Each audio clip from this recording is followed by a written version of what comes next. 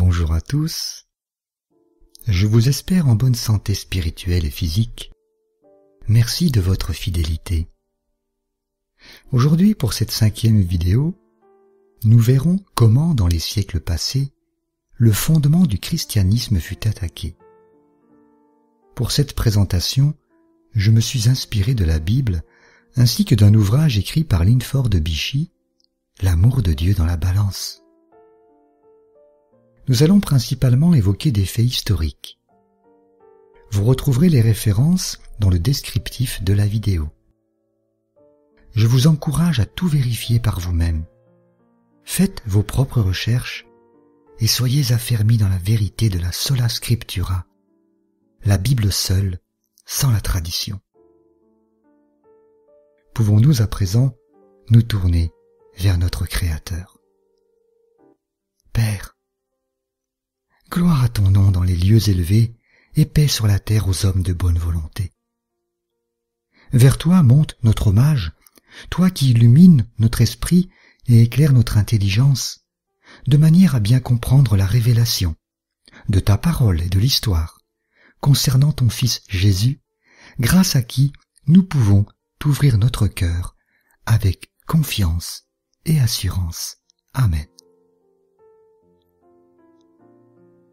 Il est écrit : quand les fondements sont renversés, le juste, que fera-t-il ? Psaume 11, verset 3. La vérité que Jésus est le Fils de Dieu représente le fondement de l'Évangile et du christianisme. C'est le fondement dont Jésus dit : sur cette pierre, je bâtirai mon Église. Matthieu 16, verset 18. Un jour, Jésus et ses disciples étant arrivés dans les territoires de Césarée de Philippe, il leur demanda : qui dit-on que je suis, moi, le Fils de l'homme ?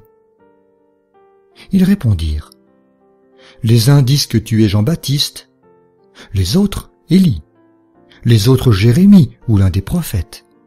Et vous, leur dit-il, qui dites-vous que je suis ? Simon-Pierre répondit : tu es le Christ, le Fils du Dieu vivant. Jésus, reprenant la parole, lui dit : tu es béni, Simon, fils de Jonas, car ce ne sont pas la chair et le sang qui t'ont révélé cela, mais c'est mon Père qui est dans les cieux. Et moi, je te dis que tu es Pierre, et que sur cette pierre je bâtirai mon Église, et que les portes du séjour des morts ne prévaudront point contre elle. Matthieu 16, versets 13 à 18. Le sujet de leur dialogue était l'identité de Jésus. Quand Jésus dit « Sur cette pierre, je bâtirai mon Église », il ne se référait pas à Pierre, mais à son affirmation qu'il était le Fils de Dieu. Jésus dit « Je bâtirai mon Église sur cette vérité ». Il s'agit donc d'une vérité très importante, une vérité sur laquelle Jésus bâtit son Église. La parole nous avertit quant aux fausses théories au sujet du Père et du Fils. Jean dit : qui est menteur ? Sinon celui qui nie que Jésus est le Christ. Celui-là est l'Antichrist, qui nie le Père et le Fils. Quiconque nie le Fils n'a pas non plus le Père. Quiconque confesse le Fils a aussi le Père. 1 Jean 2, versets 22 et 23. Jean dit aussi : quiconque va plus loin et ne demeure pas dans la doctrine de Christ n'a point Dieu. Celui qui demeure dans cette doctrine a le Père et le Fils. 2 Jean 9. Reconnaître le Fils et demeurer dans la doctrine du Christ, c'est beaucoup plus qu'appeler Jésus le Fils de Dieu. Presque tout chrétien confesse que Jésus est le Fils de Dieu. Mais chaque fausse théorie déforme l'amour de Dieu manifesté envers nous en ce qu'il a donné son Fils pour nous.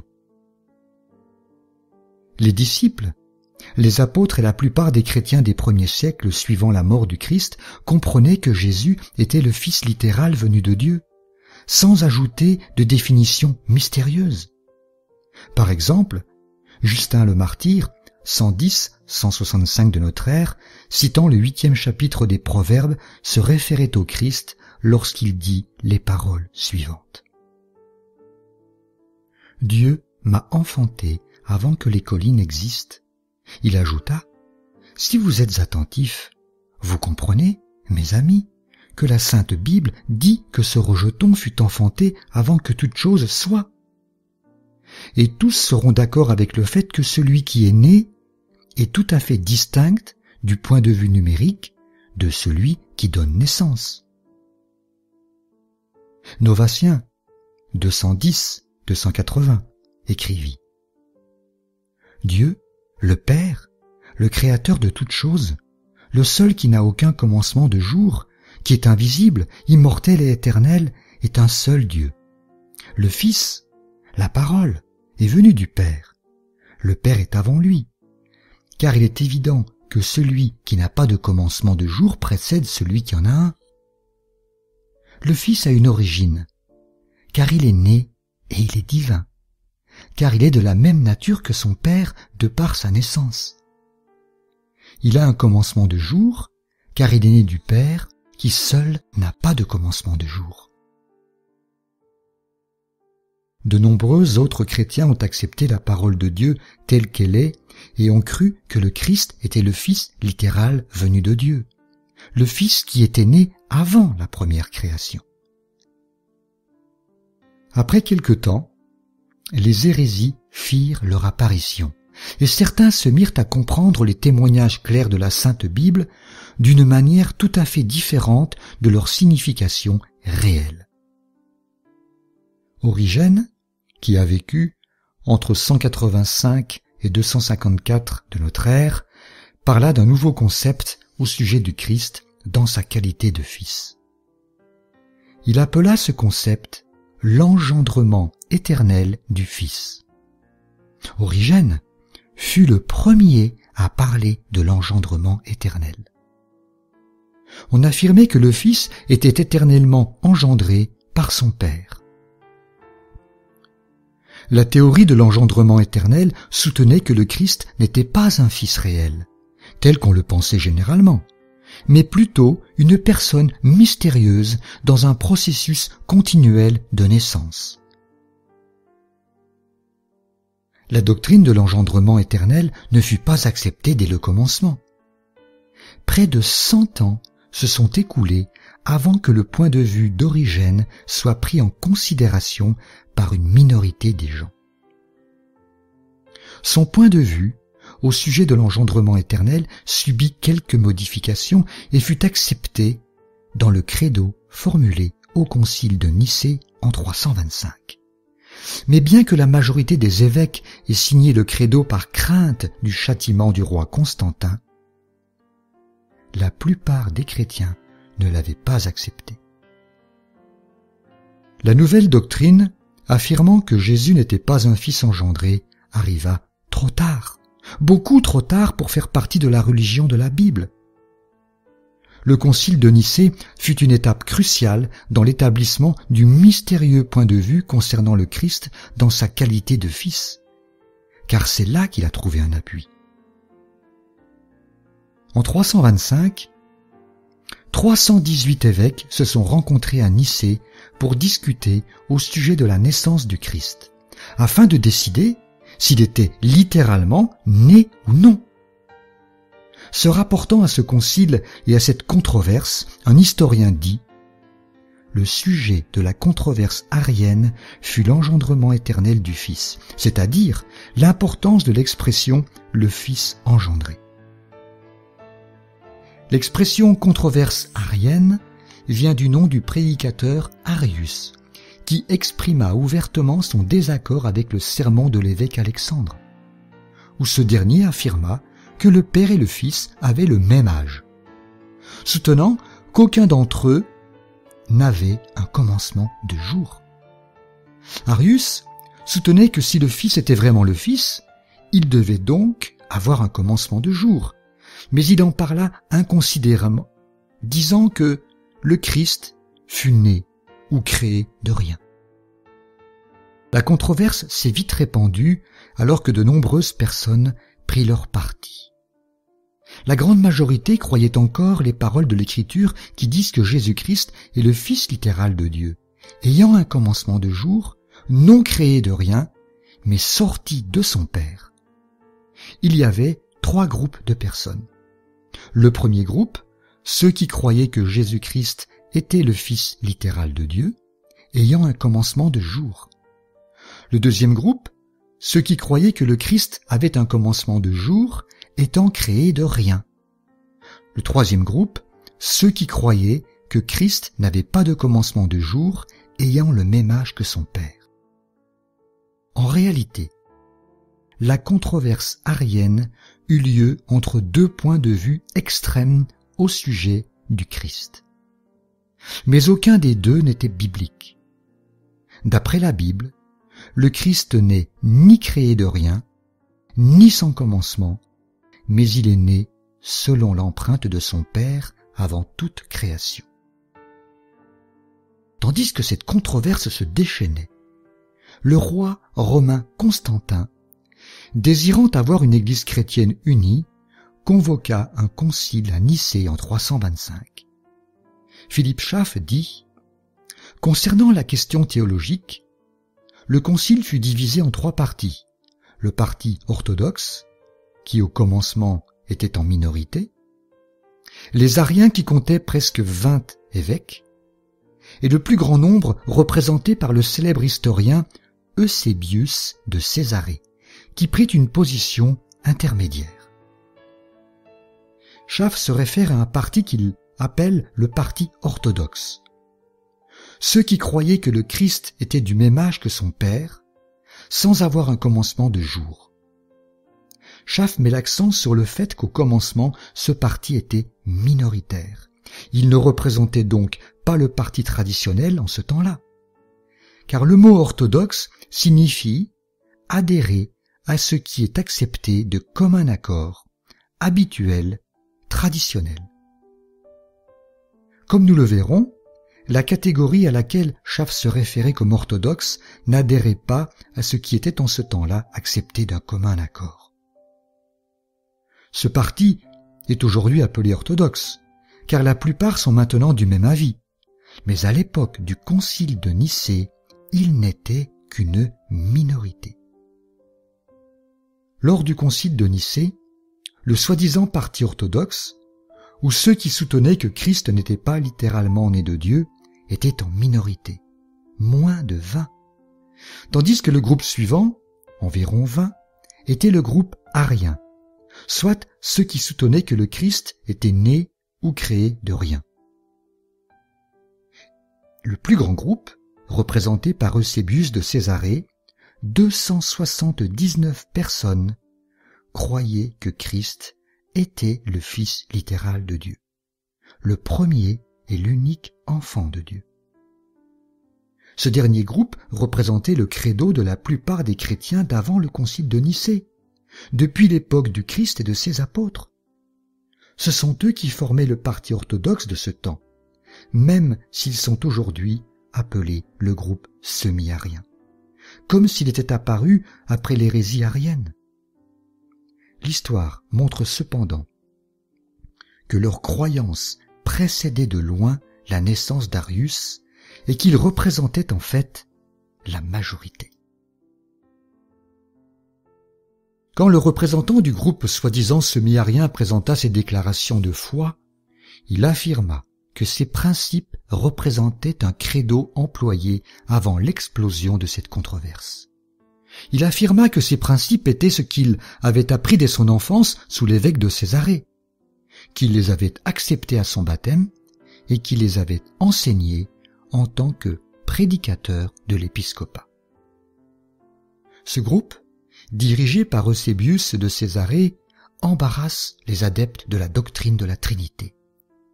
Car ce groupe était majoritaire lors du concile, soutenant que le Christ était vraiment venu du Père et non éternellement engendré.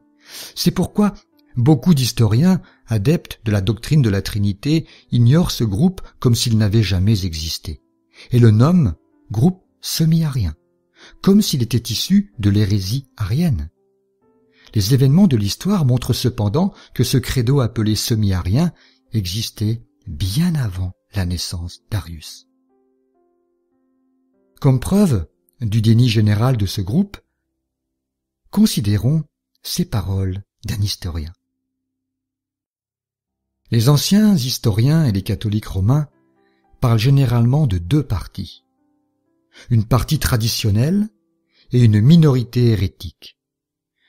Mais la position d'Eusébius de Césarée, le caractère de sa confession et l'histoire suivant la controverse prouvent l'existence d'un parti intermédiaire, le parti semi-arien.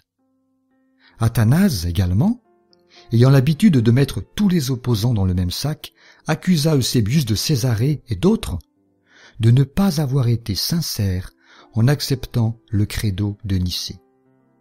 Ils n'étaient pourtant pas des Ariens à proprement parler, mais des semi-Ariens. Sous l'influence et l'autorité de l'empereur romain Constantin, la minorité du parti orthodoxe eut le dessus en obligeant tous les autres à signer ce credo sous peine d'exil. Cette nouvelle doctrine d'après laquelle le Christ n'était pas littéralement engendré de Dieu fut acceptée comme vérité en 325 au concile de Nicée. Après le concile de Nicée, les Ariens et les semi-Ariens se sont unis dans leur lutte contre la doctrine de Nicée. Bien que la doctrine de Nicée ait obtenu un vote favorable sous la menace de l'exil, elle ne représentait pas la croyance la plus répandue parmi les chrétiens, et ce credo fut considéré comme orthodoxe uniquement pour avoir été voté à ce concile. Ce n'est qu'en étant accepté d'un commun accord par la majorité qu'une doctrine peut être considérée comme traditionnelle. Mais les choses ont pris une tournure toute différente après le concile de Nicée. En opposition avec la doctrine de Nicée, la plupart des chrétiens croyaient que Jésus-Christ était vraiment le Fils littéral de Dieu. D'ailleurs, en 359, au concile de Rimini, ce point de vue est devenu l'enseignement officiel de l'Église catholique. Les Ariens et les semi-Ariens formulèrent un credo auquel ils purent tous adhérer. Le credo de Rimini soutenait que le Christ était né du Père sans changement avant les siècles.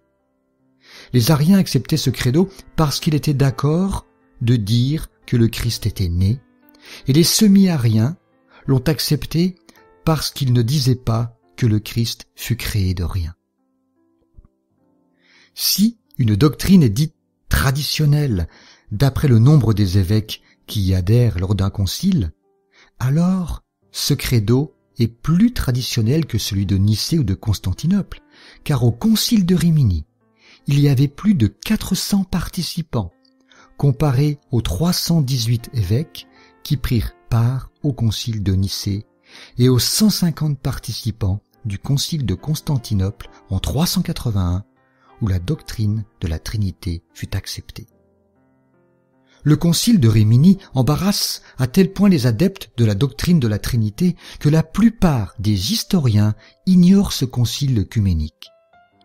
Philippe Schaff exprima: les deux premiers conciles œcuméniques furent à Nicée en 325 et à Constantinople en 381. Si l'on croit que les conciles œcuméniques ont l'autorité de formuler des doctrines, il n'y a pas de raison valable pour ignorer le concile de Rimini.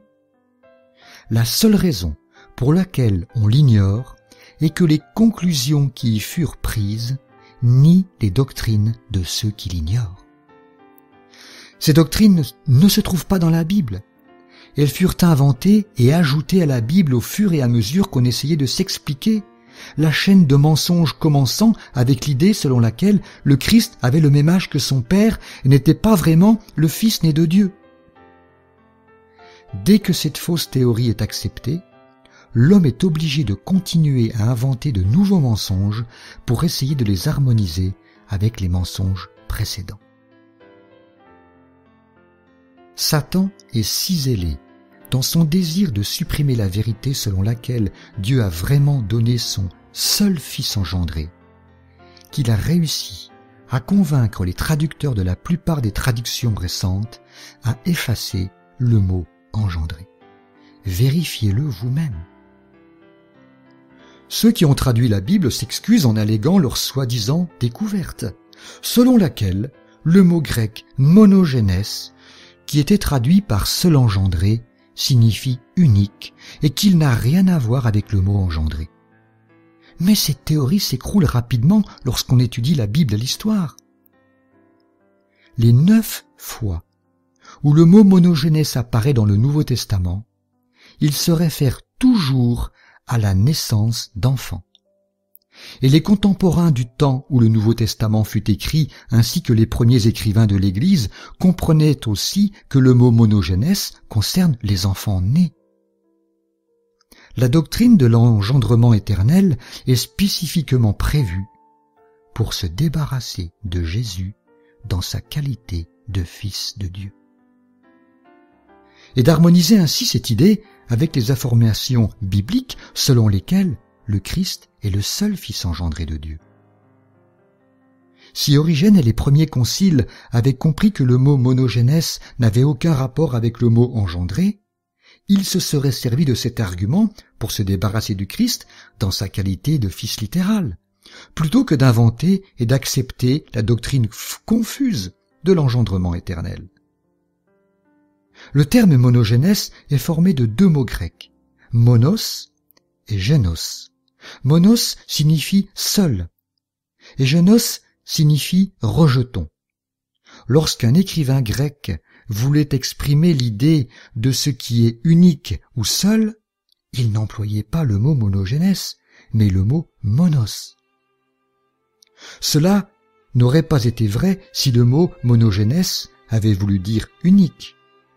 Si cela avait été le cas, on aurait trouvé des personnes utilisant ce terme pour la seule ville ou la seule maison, etc.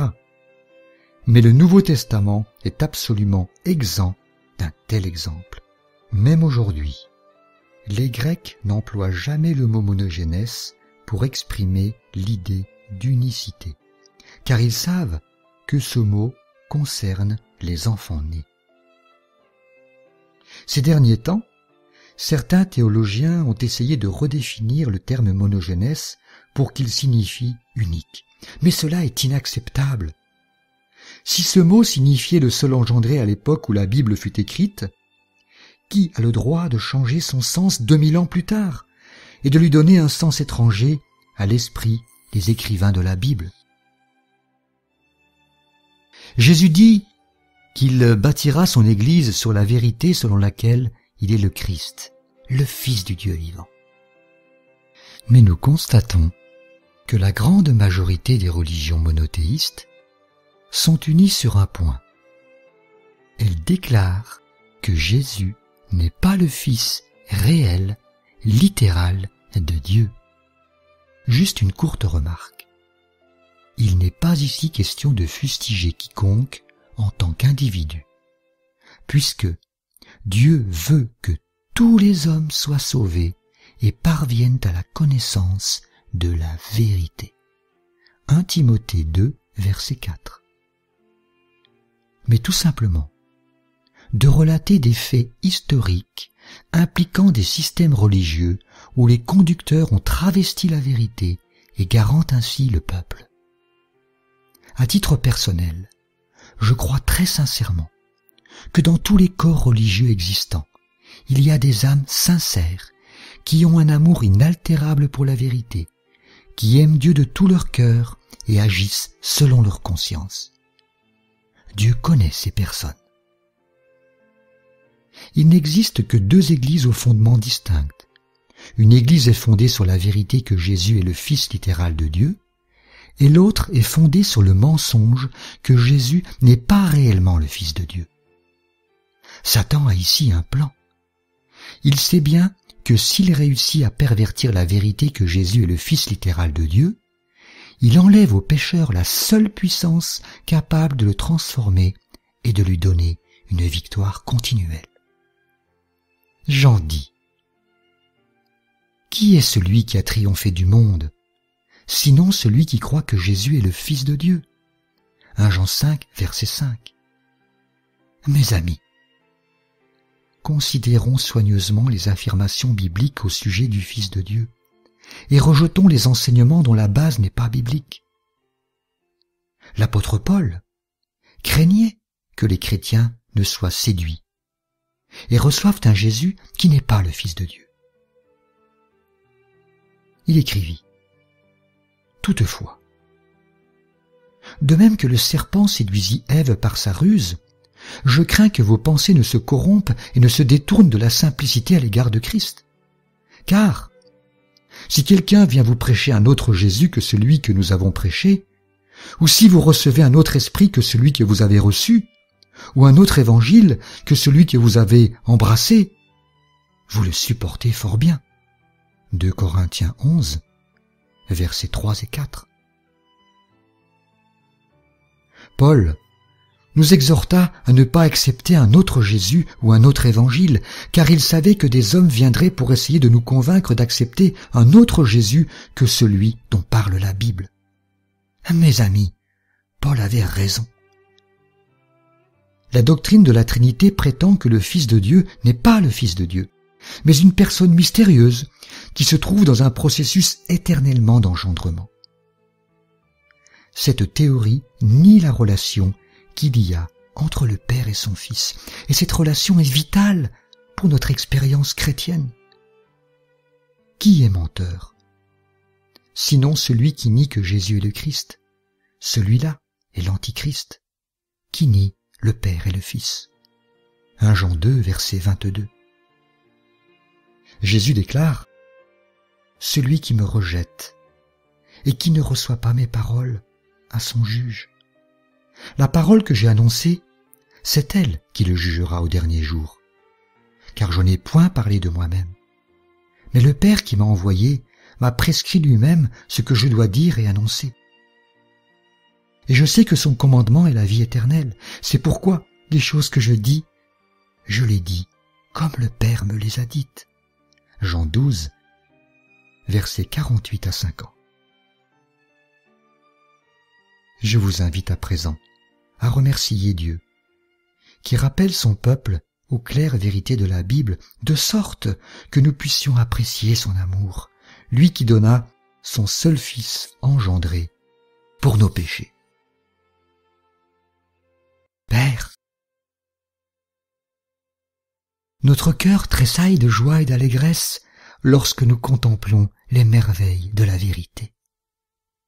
Puisse-t-elle se traduire en actes d'amour dans notre vie de chaque jour, avec l'aide, le soutien et la présence de l'Esprit de ton cher Fils, notre Sauveur, au nom de qui nous t'avons prié.